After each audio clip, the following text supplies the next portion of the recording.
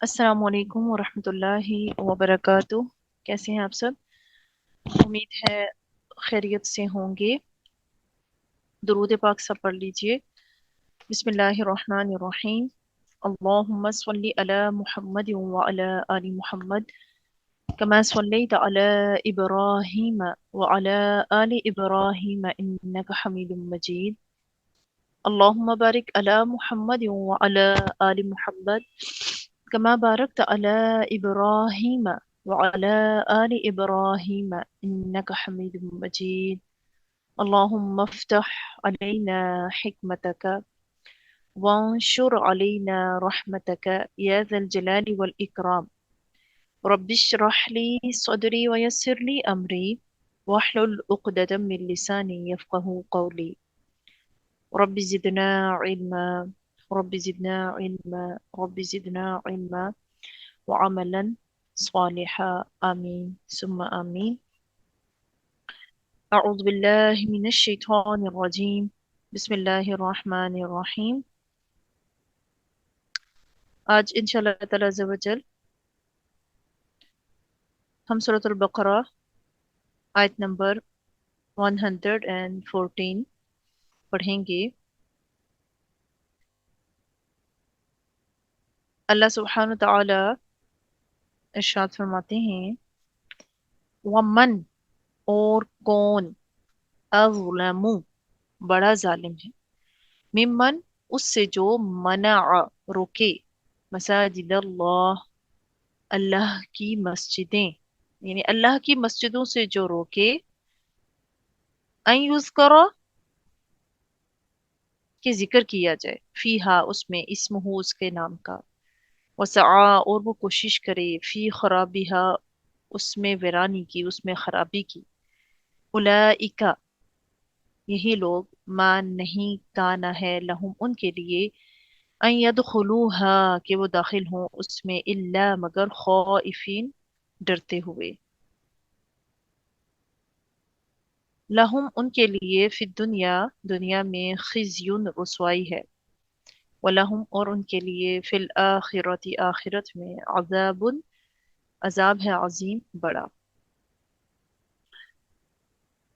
इससे पहले हमने जो आयतें मुबारका पढ़ी थी, और कल मैंने आपसे कहा था कि हम थोड़ा सा और भी डिस्कस करेंगे कि वक़ालतिल यहूदु लैसतिन नसारा अला शै।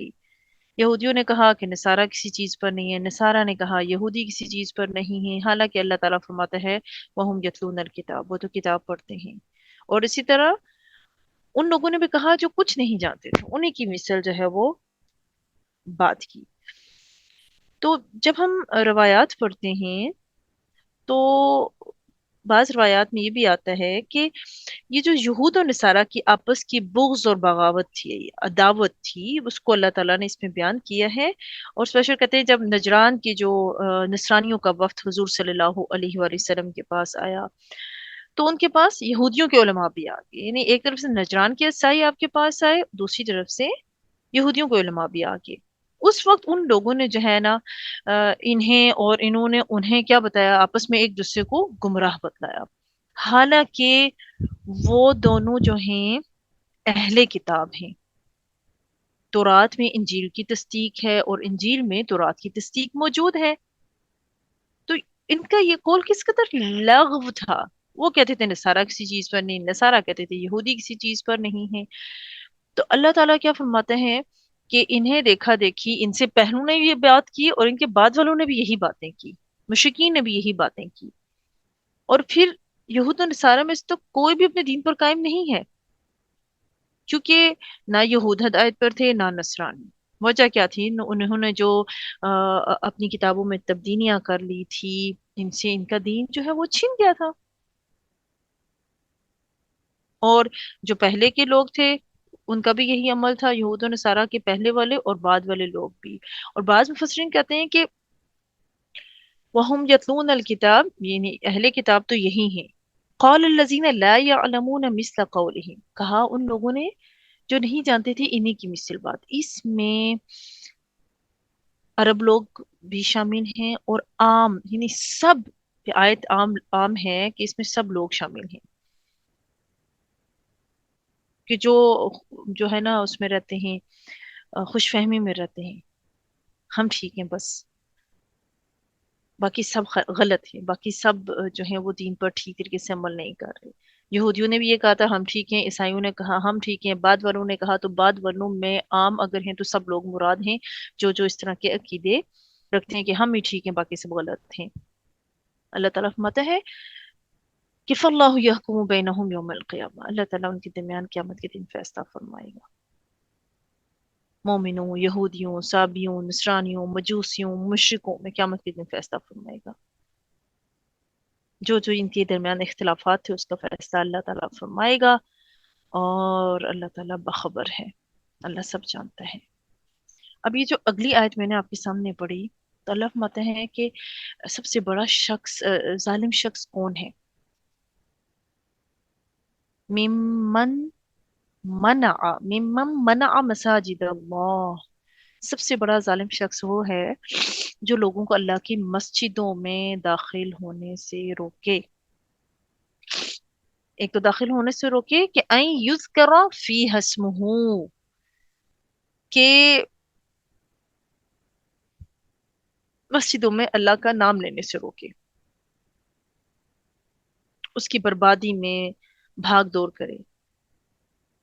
آپ دیکھیں کہ جب ہم حضور صلی اللہ علیہ وآلہ وسلم کا زمانہ دیکھتے ہیں، زمانہ نبوی میں بھی آپ صلی اللہ تعالیٰ علیہ وآلہ وسلم کی بعثت سے پہلے، ظالم ہے وہ شخص جو اللہ کے گھر میں آنے سے روکے۔ اللہ کے گھر میں جانے کا مقصد کیا ہے؟ ذکر ہے، یہ یاد رکھیے گا، اللہ کا ذکر۔ دنیاوی باتیں کرنے کے لیے، لڑائیاں جھگڑے فرقہ بندیوں اور ان چیزوں کے لیے نہیں جانا، نہ مسجد وہ جگہ ہے۔ افسوس کے ساتھ ہمارا پڑھا لکھا طبقہ بھی یہ کام کر رہا ہے کہ مساجد میں تو چلے جاتے ہیں، مرد حضرات نے تو جانا ہی جانا ہے، لیکن عورتوں کو بھی بعض اوقات جانا ہوتا ہے، بعض اوقات عورتیں بھی جاتی ہیں، تو کم از کم مساجد میں جانے سے پہلے آداب سیکھیے کہ اللہ کے گھر میں جانے کے آداب کیا ہیں۔ کیا وہاں بیٹھ کے کھانا پینا ہے؟ کیا وہاں بیٹھ کے گوسپ کرنے ہیں؟ کیا گھر کی باتیں کرنی ہیں؟ دین کے لیے آپ جاتے ہیں، سیاسی باتیں ہو رہی ہیں، دنیاوی باتیں ہو رہی ہیں، تو اس کی تو اسلام اجازت نہیں دیتا۔ تو ہمیں پہلے آداب سیکھنے ہیں، پھر اللہ کے گھروں کی طرف جانا ہے، اور مقصد اللہ کے گھر میں جانے کا، اللہ تعالیٰ کیا فرماتا ہے؟ اللہ کا ذکر ہے۔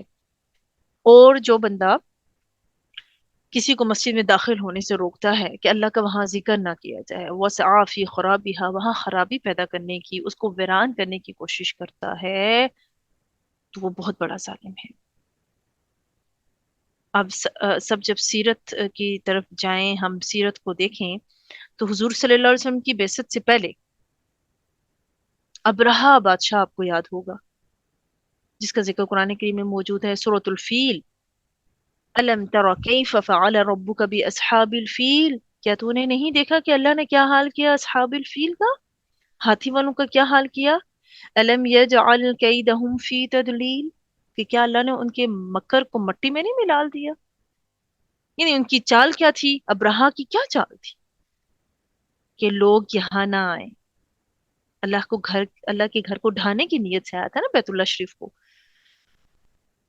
یہاں اللہ کا نام نہ لیا جائے، میرا کلیسا جو ہے گرجا گھر ہے وہاں پر آئے، تو اللہ تعالیٰ نے اس کی اس چال کو کامیاب نہیں ہونے دیا، اور اپنی وہ فوج بھیجی کہ جس کے بارے میں کوئی امیجن بھی نہیں کر سکتا تھا، اور سب تباہ و برباد ہو گئے۔ تو اللہ نے اپنے گھر کی خود حفاظت فرمائی۔ تو یہ مساجد کو ویران کرنے والا جو عمل ہے نا، یہ اول روز سے ہی آپ کہہ لیں ہمارے سامنے آتا ہے کہ ویران کرنے کی کوشش کی گئی، اللہ کے ذکر سے روکا گیا۔ اب جب ہم رسول اللہ صلی اللہ علیہ وسلم کا وقت دیکھتے ہیں، تو آپ صلی اللہ علیہ وآلہ وسلم نے جب ہجرت کی، مکہ سے مدینہ ہجرت کر کے آپ تشریف لے گئے، تو حدیبیہ میں کیا ہوا تھا آپ کے ساتھ؟ جب آپ صلی اللہ علیہ وسلم جس سال آپ عمرے کے لیے آئے،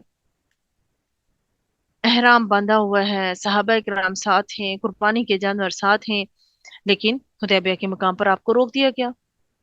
روکنے والے کون تھے؟ قریش، مکہ میں داخل ہونے سے روک دیا۔ ادھر اصحاب فیل کا لیڈر کون تھا؟ ابرہہ تھا۔ ادھر لیڈر کون ہے؟ جو قریش ہیں۔ قریش نے حضور کو روک دیا، نہیں جانے دیا، حالانکہ آپ عبادت کی نیت سے آئے تھے، تو اللہ کے گھر میں جانے سے تو کوئی روکا ہی نہیں جا سکتا، لیکن انہوں نے روکا، ذکر کرنے سے روکا۔ آپ صلی اللہ علیہ وسلم حدیبیہ کے مقام سے ہی واپس چلے گئے، قربانی کی اور معاہدہ کر کے وہاں سے واپس چلے گئے۔ اس طرح تیتس نے بھی بیت المقدس میں داخل ہو کر خرابی کی تھی۔ اس کا مقصد کیا تھا؟ وہاں پر گندگی کی، غلاظت کی، اس کو ویران کرنے کی کوشش کی، جلایا گیا، سب کچھ کیا۔ اور آج تک ہم دیکھتے ہیں کہ چاہے غیر ہوں، یعنی مسلمس ہوں یا نان مسلمس ہوں، وہ مساجد کے ساتھ ایسا ہی کر رہے ہیں سوائے کچھ کے۔ تو اللہ تبارک و تعالیٰ نے اس آیت میں واضح فرما دیا۔ آپ دیکھیے بھارت میں جو مسجد شہید کی گئی، اس طرح بہت ساری مساجد ہوتی ہیں کہ جو فرقہ واریت کی نظر ہو جاتی ہیں۔ آج مساجد میں دیکھیں کیا ہو رہا ہے۔ تو اللہ سبحانہ و تعالیٰ نے کیا فرمایا کہ جو کوئی بھی اللہ کے گھر کو برباد کرے، اس میں فساد کرے، اسے ویران کرے، اجاڑے، اس کے اصل مقصد سے لوگوں کو جو ہے وہ دور کرے، تو اللہ کی نگاہ میں سب سے بڑا ظالم ہے۔ اچھا، مسجد بنانے کا اصل مقصد کیا ہے؟ وہ مقصد اللہ نے خود فرما دیا کہ وہاں پر اللہ کا جو ہے نا، ان یذکر فیہا اسمہ، کہ اس میں اللہ کا ذکر کیا جائے۔ اور اس کی دلیل خود رسول کریم صلی اللہ علیہ وآلہ وسلم ہے۔ ٹھیک ہے، آپ صلی اللہ علیہ وسلم کا عمل، آپ صلی اللہ علیہ وسلم کا ارشاد کیا عمل ہے کہ آپ صلی اللہ علیہ وسلم مسجد نبوی میں موجود ہیں اور ایک بدو آیا، اس نے کیا کیا؟ پیشاب کر دیا۔ جب وہ پیشاب مسجد میں کر رہے، حضور صلی اللہ علیہ وسلم کے جو اصحاب ہیں وہ دوڑے کہ اس کو مارے، یہ وہ کیا کر رہا ہے؟ آپ صلی اللہ علیہ وآلہ وسلم نے منع فرما دیا، روک دیا انہیں۔ جب وہ کر چکا تو آپ صلی اللہ علیہ وآلہ وسلم نے اسے سمجھایا۔ آپ صلی اللہ علیہ وسلم نے کیا فرمایا کہ مسجد میں یہ جو مسجدیں ہیں، یہ پیشاب اور بول وغیرہ کے لیے نہیں ہیں، گندگی کے لیے نہیں ہیں۔ یہ جو مسجد ہے اللہ کے ذکر کے لیے ہوتی ہے، اور صلات یعنی نماز۔ تو نماز کیا ہے؟ نماز بھی تو دراصل اللہ سبحانہ وتعالیٰ کا ذکر ہے نا، وَلَذِكْرُ اللَّهِ اکبر، اللہ کا ذکر سب سے بڑا ہے۔ قرات کے لیے ہے کہ اس میں قرآن پڑھا جائے، اس میں قرآن کریم کی تلاوت کی جائے، تو یہ مسجد کا مقصد ہے۔ اور جو اس مقصد میں خلل ڈالے، اب ذکر بھی ذہن میں رکھنا چاہیے، دو طرح کا ہوتا ہے۔ ایک ذکر ہوتا ہے آپ بیٹھے ہیں، تسبیح کر رہے ہیں، تسبیح تحلیل کر رہے ہیں، خود سے کر رہے ہیں، اور دوسرا ذکر کیا ہے؟ پڑھنا پڑھانا، آپ پڑھ رہے ہیں قرآن پاک، آپ کسی کو پڑھا رہے ہیں۔ مسجد نبوی میں ایک خاص چبوترا تھا صفہ، وہاں پر آپ صلی اللہ علیہ وسلم جو ہے صحابہ کرام کو جو اسپیشل تھے انہیں وہ تعلیم دیا کرتے تھے۔ تو رسول اللہ صلی اللہ علیہ وسلم نے بھی تو مسجد میں تعلیم دی، آپ تعلیم دیا کرتے تھے، اور تعلیم بھی کون سی؟ اللہ کی یاد کی، یعنی اللہ کی یاد کا ایک ذریعہ ہے نا تعلیم۔ تو مسجد میں داخل ہونے کی نیت کیا ہونی چاہیے کہ وہاں جا کر اللہ کا ذکر کروں گا یا کروں گی، تسبیح کروں گی یا پڑھوں گی یا پڑھاؤں گی۔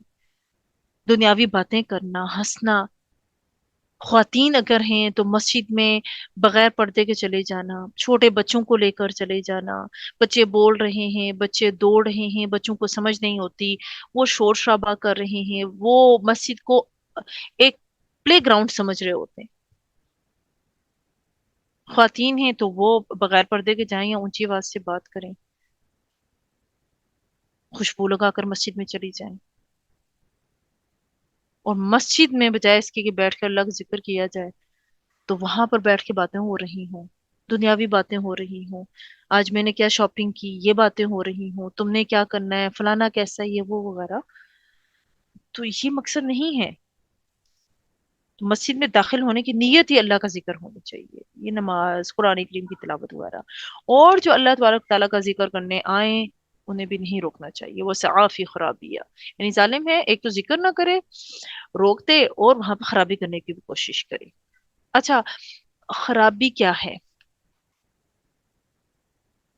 اس سے پہلے ہم نے ایک چیز ذہن میں رکھنی ہے کہ آم، مساجد کو اللہ نے بند کرنے سے منع کر دیا نا، کہ مسجد کو بند نہیں کرنا ان لوگوں کے لیے جو اللہ کا ذکر کرتے ہیں، لیکن مسجد کو اگر بند کیا گیا صفائی کرنے کے لیے، کوئی رنگ روغن ہو رہا ہے، یا مسجد کو بند کر دیا گیا رات کے اوقات میں کہ اس میں جانور وغیرہ اندر جیسے کتے وغیرہ ہوگی یا اس طرح سے وہ داخل ہو جاتے ہیں، گندگی کر دیتے ہیں، یا آج افسوس کے ساتھ مساجد میں لوگ اندر آ کر جو ہیں وہ جب داخل ہوتے ہیں تو تخریب کاری کی کوشش ہوتی ہے مساجد کو، فرقہ واریت کے نام پر جو ہے کتنے خودکش بم دھماکے ہوئے، ان میں اندر بم وغیرہ فٹ کر دینا، تو اس لوگوں کی جان کی حفاظت کے لیے، یعنی اللہ کا گھر جہاں پر اللہ کا ذکر ہونا چاہیے، لوگ آ کر یہ غلط حرکتیں کرتے ہیں، اس لیے ایک اسپیسیفک ٹائم پر اگر مساجد کے دروازے بند کیے جا رہے ہیں چوری کے ڈر سے کہ کوئی چیزیں وہاں سے اندر سے چوری نہ کر لے، افسوس کے ساتھ ایسا ہوتا ہے، کوئی جوتے اٹھا رہا ہے، کوئی چندے کے ڈبے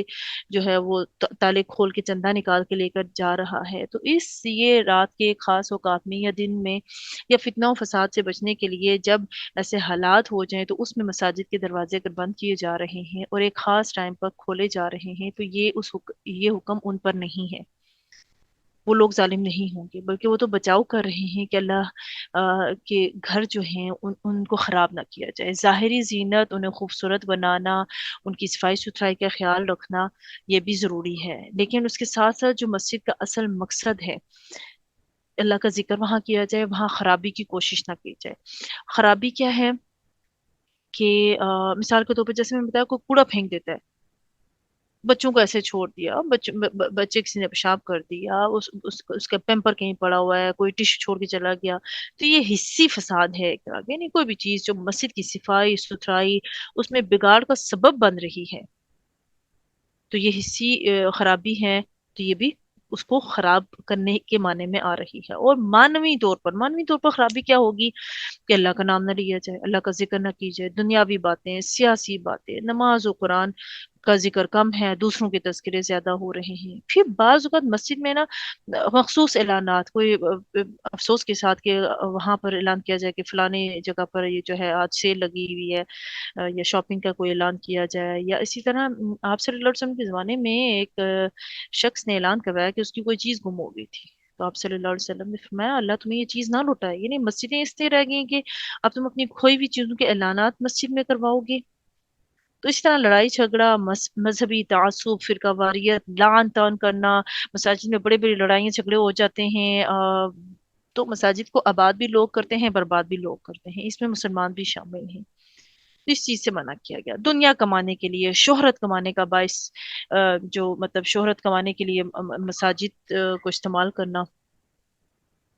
ایک اور چیز جو زیادہ مرد حضرات کرتے ہیں کہ مسجد میں پہلے آ کر اپنی جگہ رکھی اور جگہ رکھ کے آپ باہر چلے گئے، دنیاوی اپنے کاموں میں مشغول ہو گئے، اور بعد میں آ کے بندے کو اٹھایا کہ بھائی میری جگہ تھی، تو اس کام کو علماء کرام نے حرام کرا دیا ہے۔ ہاں آپ مسجد کے اندر ہیں، آپ کا وضو ٹوٹ گیا یا آپ وضو کرنے کے لیے گئے تو آپ نے پہلی صف میں جگہ رکھی تھی، تب تو ٹھیک ہے۔ تو یہ چیزیں ہمیں خیال کرنا ہے، اللہ تعالیٰ فرماتا ہے کہ یہ خرابیاں ہیں، اور اس طرح بچوں کو لے کے جانا، بچے دوڑ رہے ہیں، کھا رہے ہیں، پی رہے ہیں، تو ہر مسجد کے اصول قانون و قاعدے یہی ہیں، دنیاوی باتیں نہ ہوں۔ افسوس کے ساتھ میں نے دیکھا کہ عورتیں بعض اوقات بیٹھی ہوتی ہیں، وہ اپنی گھریلو باتیں کر رہی ہیں، وہ کہکے لگا رہی ہیں، وہ ہنس رہی ہیں، یہ حرم شریف میں بھی ہو رہا ہے افسوس کے ساتھ، یہ مسجد نبوی میں بھی افسوس کے ساتھ کہ جہاں پر اللہ کا ذکر ہونا چاہیے وہاں پر ذکر نہیں ہو رہا، وہاں بچے دوڑ رہے ہیں، بچے کھیل رہے ہیں، بچوں کو تو مسجد میں لے جانے سے منع کیا گیا، لیکن وہاں بچے جا رہے ہیں، دوڑ رہے ہیں، کھیل رہے ہیں، کسی کو پرواہ نہیں ہے۔ ایون افسوس کے ساتھ قرآن پاک بھی اٹھا کر بچے جس طرح گیند کے ساتھ کھیلا جاتا ہے ایسے پھینک رہے ہیں، نیچے گر رہا ہے تو عام ایک کتاب سمجھ کر یا عام ایک چیز اس کو آرام سے رکھ لیا، یا اپنے بغل میں قرآن رکھ لیا ہے، تو یہ مسجد کے آداب نہیں ہیں۔ تو جب خواتین ہیں یا مرد ہیں، جب ہم نے جانا ہے اللہ کے گھروں میں تو ہمیں ان تمام چیزوں کا خیال رکھنا ہے۔ اور جن لوگوں نے مساجد میں خرابی کی کوشش کی، جیسے کہ میں نے آپ کے سامنے کچھ کا ذکر بھی کیا کہ انہوں نے کوشش کی تھی، اب مشرکین مکہ جیسے انہوں نے روکا تھا حضور صلی اللہ علیہ وسلم کو مکہ شریف میں آنے سے، عمرہ کرنے سے، تو اللہ تعالیٰ فرماتے ہیں کہ اولئک یہی وہ لوگ ہیں ما کان لہم نہیں تھا ان کے لیے کہ ان یدخلوها کہ وہ اس میں داخل ہوں الا خائفین مگر ڈرتے ہوئے۔ تو ایک وقت آیا کہ جب آپ صلی اللہ تعالیٰ علیہ وسلم جب داخل ہوئے تھے، مکہ میں داخل ہوئے تھے، مکہ جب فتح ہوا تھا تو آپ علیہ الصلوۃ والسلام جب داخل ہوئے تو یعنی 8 ہجری کو مکہ جب فتح ہوا اور 9 ہجری کو نے آپ صلی اللہ علیہ وسلم نے جو ہے اعلان کیا تھا کہ اگلے سال 9 ہجری میں اعلان کرا دیا کہ اس سال کے بعد حج میں کوئی مشرک نہ آنے پائے، بیت اللہ شریف کا طواف کوئی ننگا ہو کر نہ کرے۔ ہاں، جن لوگوں کے درمیان صلح کی کوئی مدت مقرر ہوئی تھی وہ قائم ہے۔ مطلب کیا ہے کہ اے مسلمانوں، انہیں بے خوفی اور بے باکی کے ساتھ بیت اللہ شریف میں اب نہیں آنے دینا، ہم تمہیں غالب کر دیں گے، اس وقت یہی کرنا، اور ایسا ہوا۔ اللہ تعالیٰ نے فرمایا یا ایھا الذین آمنوا انما المشرکون نجس، اے ایمان والو، مشرک جو ہے ناپاک ہیں، فلا یقربوا المسجد الحرام بعد عامهم ھذا، اس سال کے بعد انہیں مسجد کے قریب بھی نہ آنے دینا۔ تو چاہیے کیا تھا، مشرک کانپتے ہوئے خوف زدہ مسجدوں میں آئیں، لیکن یہ اس کے برخلاف ہو گئے، مسلمانوں کو مسجدوں میں آنے سے روک دیا۔ تو اللہ نے ایمان والوں کو بشارت بھی دے دی کہ اب عنقریب میں تمہیں غلبہ دوں گا تو تم انہیں مسجدوں میں داخل نہیں ہونے دو گے۔ اللہ تعالیٰ فرماتے ہیں ایسے لوگ جنہوں نے اللہ کے گھروں کی حرمت کو توڑا، بیت اللہ شریف کی حرمت کو توڑا، لیکن بیت اللہ شریف میں بت رکھے، وہاں پر غیر اللہ سے دعائیں کی، مناجات کی، انہیں سزا تو وہ دنیا میں ملی، یعنی جلا وطن کیے گئے یہود دیکھیں، اور اخروی عذاب بھی ان کے لیے ہوگا۔ اللہ فرماتا ہے لہم فی الدنیا خزی، دنیا میں ان کے لیے کیا ہے، رسوائی ہے، جلا وطن کیے گئے، ان سے جزیہ مقرر کیا گیا، یعنی اب کیا ہے، یہ ان کی سزا تھی نا کہ ان کے لیے جو ہے جزیہ مقرر کر دیا گیا، صلح اور جزیے کے بغیر رہنے کی انہیں اجازت نہیں ملی مشرکین کو۔ اور سن 9 ہجری میں تو اعلان تھا کہ کوئی مشرک نہیں آئے گا، کوئی ننگا ہو کر طواف نہیں کرے گا، تو یہ خوشخبری تھی مومنین کے لیے بھی کہ اللہ تعالیٰ آپ کو فتح دے گا۔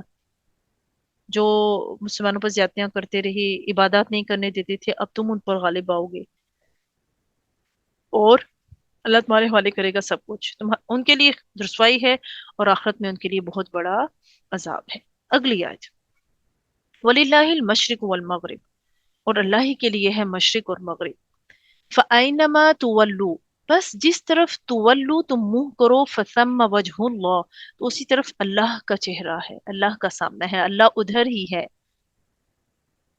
ان اللہ، بے شک اللہ تعالیٰ، واسع وسعت والا، علیم جاننے والا ہے۔ اچھا، یہ جو آیت مبارکہ ہے، اس میں نبی کریم صلی اللہ علیہ وسلم کو ایک تو کیا ہے، تسلی دی جا رہی ہے کہ جو مکہ سے نکالے گئے، اپنے مسجد سے روکے گئے۔ آپ کو پتا ہے کہ حضور صلی اللہ علیہ وسلم مکہ مکرمہ میں جب تھے تو مکہ مکرمہ میں اس وقت بھی بیت المقدس کی طرف منہ کر کے آپ صلی اللہ علیہ وسلم نماز ادا کرتے تھے، لیکن کعبہ پھر بھی سامنے ہوتا تھا۔ جب آپ کو اللہ تعالیٰ نے ہجرت کا حکم دیا، مدینہ طیبہ تشریف لے گئے، تو تقریباً 16-17 مہینے تو آپ صلی اللہ علیہ وسلم نے جو ہے بیت المقدس کی طرف منہ کر کے نماز پڑھی۔ مکہ میں ٹینشن اس لیے نہیں تھی کہ کعبہ سامنے ہوتا تھا، جب آپ نے ہجرت کی، وہاں تشریف لے گئے، تو وہاں بیت المقدس کی طرف منہ کر کے نماز پڑھی، یہودی بڑے خوش ہو گئے، اور پھر آپ صلی اللہ علیہ وسلم آسمان کی طرف دیکھا کرتے تھے، انشاءاللہ ہم آگے پڑھیں گے۔ اللہ تعالیٰ فرماتا ہے قد نرى تقلب وجهك في السماء، ہم دیکھ رہے ہیں آپ کے چہرہ اقدس کا آسمان کی طرف اٹھنا، فَلَنُوَلِّيَنَّكَ قِبْلَةً تَرْضَاهَا، عنقریب ہم پھیر دیں گے آپ کے چہرے کو جہاں جو آپ کو پسند ہے، جس پر آپ راضی ہیں۔ تو آپ صلی اللہ علیہ وسلم کی خواہش مبارکہ تھی بیت اللہ شریف کی طرف منہ کر کے نماز پڑھنے کی۔ آفٹر 16 to 17 منتھ اللہ تعالیٰ نے حکم دیا اب آپ نے خانہ کعبہ کی طرف منہ موڑنا ہے، تو اس پر یہودیوں نے بڑے اعتراضات کیے اور باتیں وغیرہ کرنا شروع کر دی۔ تو اللہ تعالیٰ نے فرمایا اللہ ہی کے لیے مشرق اور مغرب، جہاں منہ کرو گے اللہ کی ذات کو پاؤ گے۔ 203 اقوال اور بھی ہیں اس میں کہ کیا اس آیت کی ہسٹری ہے۔ ایک تو میں نے آپ کو یہ بتا دی کہ ایک یہ ریزن بھی ہے، ٹھیک ہے۔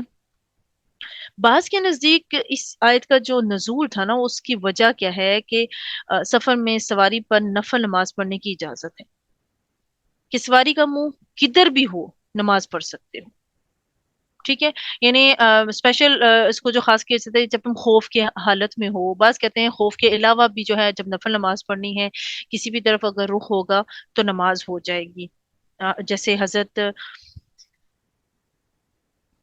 ایک صحابی ہیں ابن عمر رضی اللہ تعالیٰ عنہ سے مروی ہے کہ ان کی اونٹنی کا منہ جس طرف ہوتا تھا نماز پڑھ لیتے تھے، اور فرماتے تھے کہ حضور کا یہی طریقہ تھا۔ اس آیت کا مطلب بھی یہی ہے، یعنی سفر اور خوف کے وقت، ان وقتوں میں نفل نماز جو ہے جس طرف منہ ہوگا سواری کا اس طرف کر کے پڑھو گے تو نماز ہو جائے گی۔ اسی طرح بعض مفسرین جو فرماتے ہیں یہ آیت ان لوگوں کے بارے میں بھی نازل ہوئی کہ جنہیں قبلہ معلوم نہ ہو سکا، اور انہوں نے ان کا دل جس طرف نا مائل ہوا کہ ہاں قبلہ اس طرف ہو سکتا ہے، 100% جہاں شور ہوئے تو انہوں نے اس طرف نماز پڑھ لی جس پر یہ آیت نازل ہوئی، اور ان کی نماز کو ادا شدہ نماز بتلایا گیا۔